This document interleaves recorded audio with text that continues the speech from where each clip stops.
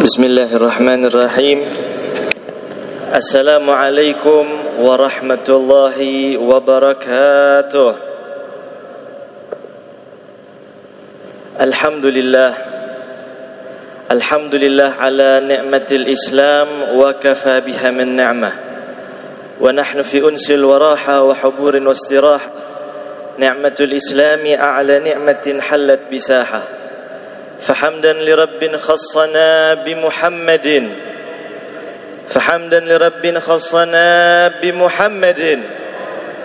وأنقذنا من ظلمة الجهل والدياجر اللهم صل وسلم على سيدنا محمد نورك ساري ومدادك الجاري واجمعنا به في كل أتوار وعلى آله وصحبه وسلم يا نور. أما بعد. حضرة المكرمين ومخترمين جميع الحبائب الشرفاء والأساتذة الفضلاء، ونخص بذكر سيد الحبيب العالم العلامة الحبيب عبد الرحمن بن كامل السقاف، متعنا الله بطول حياته مع الشريفة ونفعنا به وبعلومه في الدارين آمين آمين يا الله يا رب العالمين. Alhamdulillah, segala puji syukur kehadrat Allah Subhanahu wa taala. Salawat teriring salam kita kirimkan dan kita hadiahkan kepada junjungan kita Nabi besar Muhammad sallallahu alaihi wasallam. Tak lupa yang kita hormati dan yang kita muliakan para habaib yang hadir di sini, para asatidzah, para masyayikh yang kita sebutkan khusus guru kita Al-Habib Abdurrahman bin Kamil As-Segaf. Mudah-mudahan Allah panjangkan umurnya, Allah sehatkan badannya, Allah permudah urusannya. Begitu juga kita hormati ada Ustaz Saleh sekolah di sini. Mudah-mudahan Allah panjangkan umur. Hadirin yang insyaallah dimuliakan oleh Allah Subhanahu wa taala. Kita berada di tempat yang mulia dan di waktu yang mulia. Kita berada di masjid yang mana Nabi sallallahu alaihi wasallam katakan ahabbul bilad ilallah masajiduha. Tempat di muka bumi ini dimanapun itu, yang paling Allah suka ya masjid. Kemudian waktu yang paling mulia ma bainal isya'in, di antara maghrib dan isya.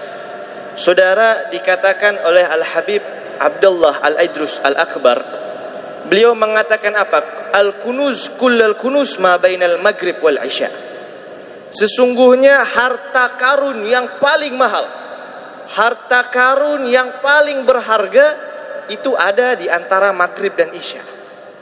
Kenapa saudara beliau katakan harta karun? Beliau umpamakan maghrib isya ini mahalnya itu kayak harta karun. Saudara, kita kalau mau cari harta dunia, harta karun dunia itu kita cari di Amkan, di tempat-tempat, cari di dasar laut ada mutiara, di sini tambang emas gali. Itu nanti kita dapat harta karun. Jadi harta karun dunia, artinya kalau kita sudah punya nih harta karun dunia, kita jadi orang kaya, betul? Kita bisa jadi kaya mendadak, bisa jadi sukses hidup kita, enak udah hidup kalau dapat harta karun. Nah, kita kalau cari harta karun dunia itu di Amkan, fil Amkan, di tempat-tempat sini mungkin ada atau di situ, sampai ada teknologi cari itu, dia cari ke dalam bumi. Saking orang pengen cari harta karun dunia sampai begitu, dia gali ratusan kilo ke dalam tanah, menyelam. Nah, harta karun akhirat itu kita dapat di azman, di waktu-waktu tertentu. Sedangkan harta karun akhirat ini yang paling kita perlukan. Kalau kita sudah dapat harta karun akhirat itu, kita nanti di akhirat jadi orang kaya. Bukan kaya uang, bukan kaya dengan materi, tapi kita kaya dengan rahmat Allah.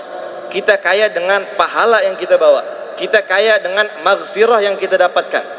Nah, manfaat tersebut kita rasa kita bisa dapatkan di tempat, di waktu-waktu, bukan di tempat-tempat. Di antara harta karun yang paling mahal untuk bekal kita di hari kiamat adalah di antara maghrib dan isya. Di sini tempat yang paling mahal. Di waktu maghrib dan isya, Allah simpan begitu besar karunia, Allah simpan begitu besar rahmatnya, Allah simpan begitu besar daripada rahmat dan pahala dan lain sebagainya. Sehingga kita isi dari antara maghrib kita isi dengan ibadah. Ibadah macam-macam. Ada orang yang isi sholat awabin 20 rakaat, minimal 6 rakaat. Ada yang dia isi dengan baca ratib, baca yasin dan lain sebagainya.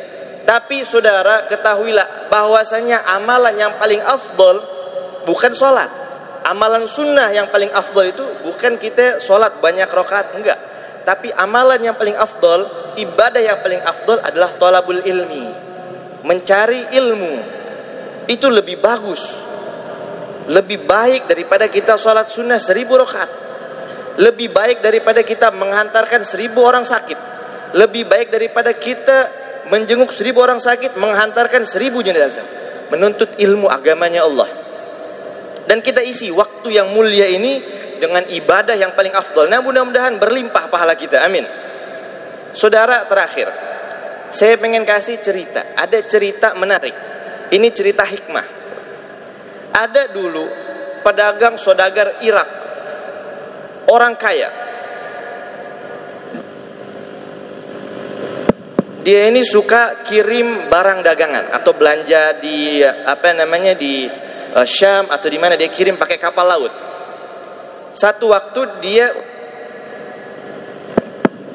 dia utus anaknya untuk ganti. Jadi datang bawa barang satu kapal, emas, sutra, semuanya. Ini satu kapal full dengan harta, mau didagangkan. Subhanallah, ketika di tengah laut, ini kapal rombongan harta ini kena ombak besar, badai, tenggelam, semua harta tenggelam, semua awak kabin mati kecuali satu orang. Siapa yang selamat? Ini anak orang kaya ini. Dia selamat. Ketika dia selamat, dia berpegangan di salah satu kayu, sehingga kayu tersebut membawa dia sampai ke suatu pulau.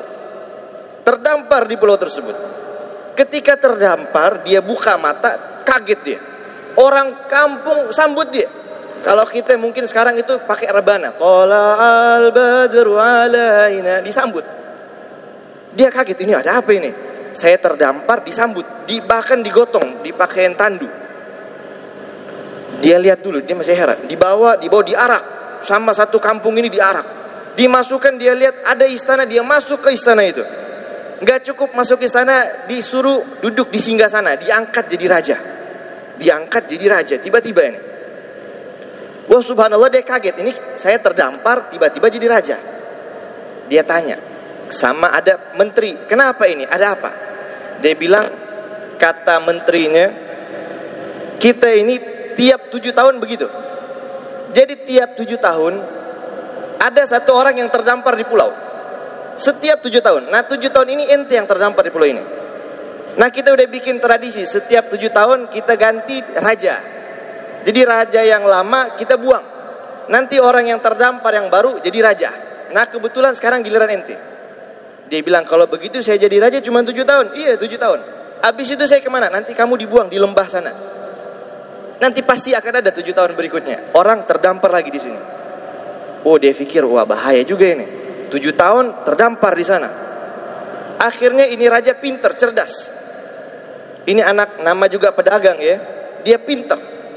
Dia pikir dia punya modal 7 tahun. Jadi raja ini. Akhirnya selama 7 tahun dia bangun dia punya kerajaan. Tapi ada satu menteri kepercayaan, dia suruh Baba Diam bikin rumah di sana, di lembah itu. Dia bikin rumah di situ. Nanti dia kirim batu, dia kirim semen, dia kirim pasir, bikin rumah. Rumah yang bagus, mewah, pakai kolam berenang, pakai AC. Sudah jadi rumah, dia bilang, coba ngana tanam padi. Akhirnya karena dia raja, mau teramau bikin padi. Dia tanam lagi padi, anak buah, tanam padi. Sudah tanam padi, tanam korma, sampai lengkap.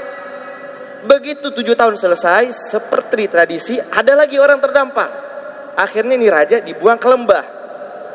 Akhirnya begitu dia buang ke lembah, masuk ke lembah tersebut, dia dapati apa? Dia sudah ada rumah mewah, dia sudah ada padi untuk dia makan, dia sudah ada korma untuk dia makan, sudah ada mata air yang dia bangun. Selama 7 tahun dia jadi raja. Nah saudara, hikmah yang kita ambil di sini apa? Itu makna kehidupan dunia kita. Kita hidup ini diombang-ambing terus oleh dunia. Nanti ada waktu kita naik, kita turun. Yang pertama itu. Yang kedua, saudara, ketika kita dapat kesenangan itu enggak selamanya. Ketika kita jadi raja enggak selamanya. Ketika kita senang enggak selamanya. Ada waktu kita nanti kembali ke akhirat. Ada waktu kita kembali lagi. Tinggal kita lihat, selama kita jadi raja tadi, dia bangun tidak? Selama kita hidup di dunia, kita bikin kita punya istana di surga tidak? Kita persiapkan tidak? Atau kita mungkin sudah jadi raja lalai. Jadi raja sudah lupa, sehingga nanti datang waktu dia diasingkan, mati. Begitu juga kita nanti di dunia, kalau kita lupa, kita lalai, nanti di hari kiamat kita bagaikan raja yang tidak persiapkan dia punya rumah. Tapi kalau di dunia ini kita sudah siap-siap, ada harta karun kayak begini kita ambil, ada majelis ilmu kita ambil, ada pahala kita ambil semuanya, maka nanti insya Allah bagaikan raja tadi, di akhirat kita sudah punya istana di surga, kita sudah punya kapling di surga. Amin, amin. Nah, mudah-mudahan berkat majelis ini kita dapat kapling di surga nanti. Kita berkumpul sama-sama di surganya Allah Subhanahu wa taala, dan kita mendapatkan berkah guru-guru kita, mendapatkan berkah Habib Abdurrahman, mendapatkan berkah para habaib, nanti mereka yang tolong kita insyaallah. Amin ya Allah ya rabbal alamin. Hakadam ini, mohon maaf kalau ada kata-kata yang salah, lebih kurangnya mohon dimaafkan. Assalamualaikum warahmatullahi wabarakatuh.